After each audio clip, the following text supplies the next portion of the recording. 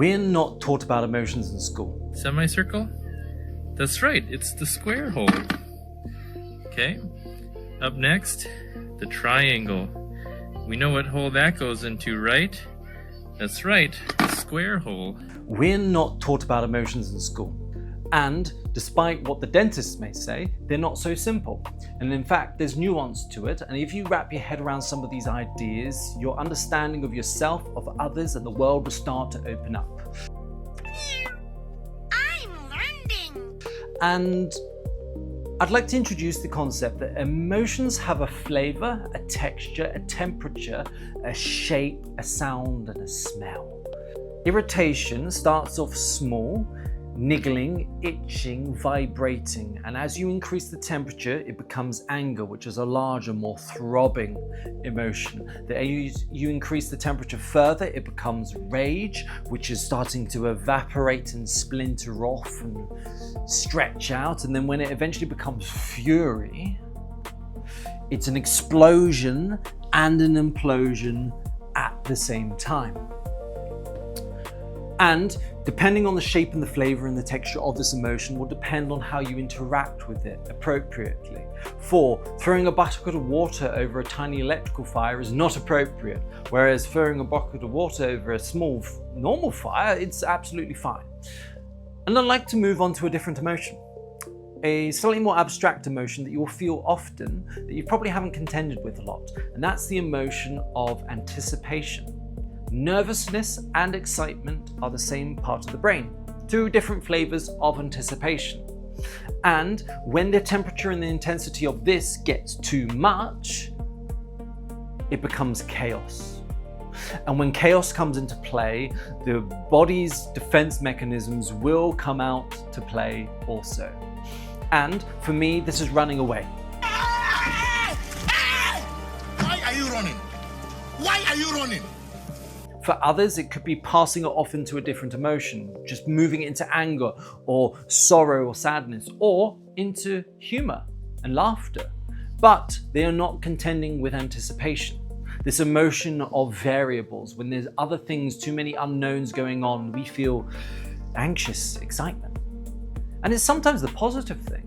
When people can't contend with this emotion well, and they're excited for a wedding, they can actually just run away from the wedding, even though they're excited for it happening, because they're not moving through the emotion appropriately. And what is it to move through the emotion appropriately? The reality of the concepts of your question, when you're digging that deep, are just as questionable as what you're questioning. Well, when you look at people that have had a really intense experience of this anticipation, they lean into faith. And despite what you may believe, this is the only way to really truly move through this emotion when it's intense enough. And so start to leverage it. Fundamental particles can be in many different places at once, and this is called a superposition. And the emotion of chaos and the emotion of anticipation is something similar, where there are many, many options of futures, and there's too many, and you feel overwhelmed.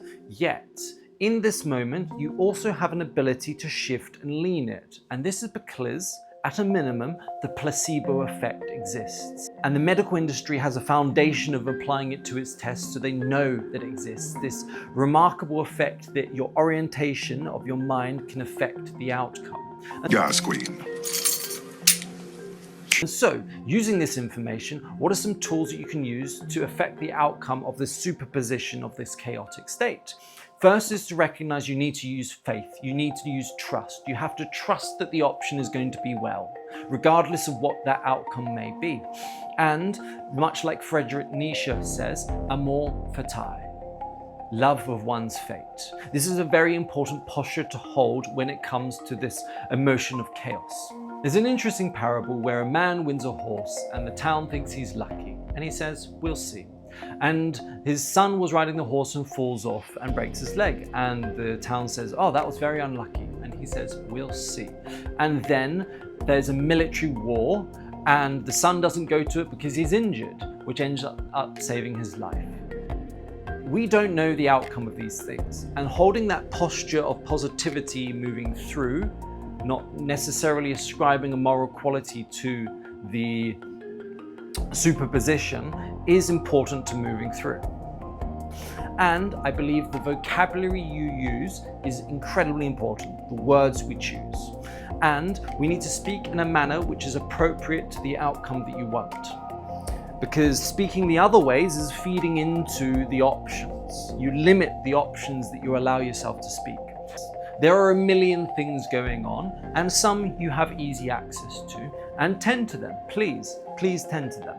Yet, moving through anticipation is also a letting go of a million different timelines and options, and ones that you don't even know that you don't know. And so there is a process of letting go as you choose this faith and move forward and speak appropriately as you do so. And finally, it's choosing to believe in influence rather than chaos.